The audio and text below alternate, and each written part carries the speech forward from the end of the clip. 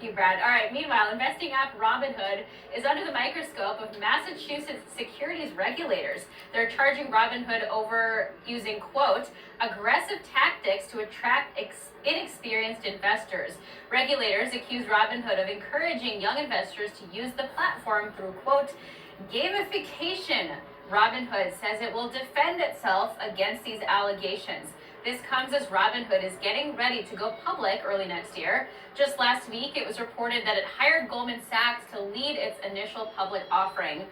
So, Brad, Robinhood, obviously we've talked about the various problems that it has had, but part of the argument here is that it doesn't have any backstops when things might go awry for a new investor, or even when the app goes down. We know that has happened several times this year on the most volatile trading days.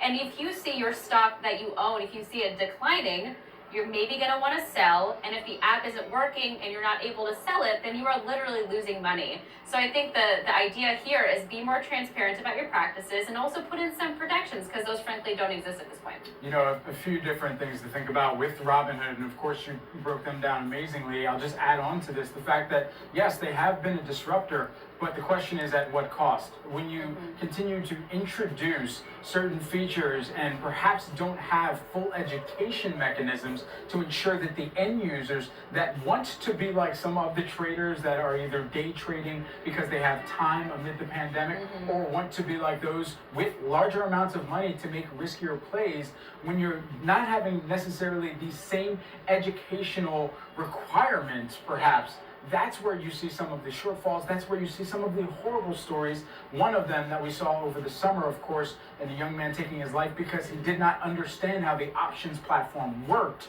And so with all of this in mind, there's going to be a lot of scrutiny perhaps as this company makes its foray into the public markets in 2021, as we know that is the timing that we're looking towards. But there are questions to answer in terms of some of the legal proceedings that may take place between now and then. But take nothing from the fact that we've seen the industry absolutely revolutionized because of the commission-free trading platform and ethos that has been brought into the equation, that has really allowed it to decentralize from some of the behemoths that are out there on the market, and has actually led to even more consolidation among some of those behemoths, i.e. Morgan Stanley and E-Trade is one of the cases that we saw. And so there is a lot to continue to break down between now and when this company does go public. It'll be interesting to see what the investor sentiment on Robinhood is.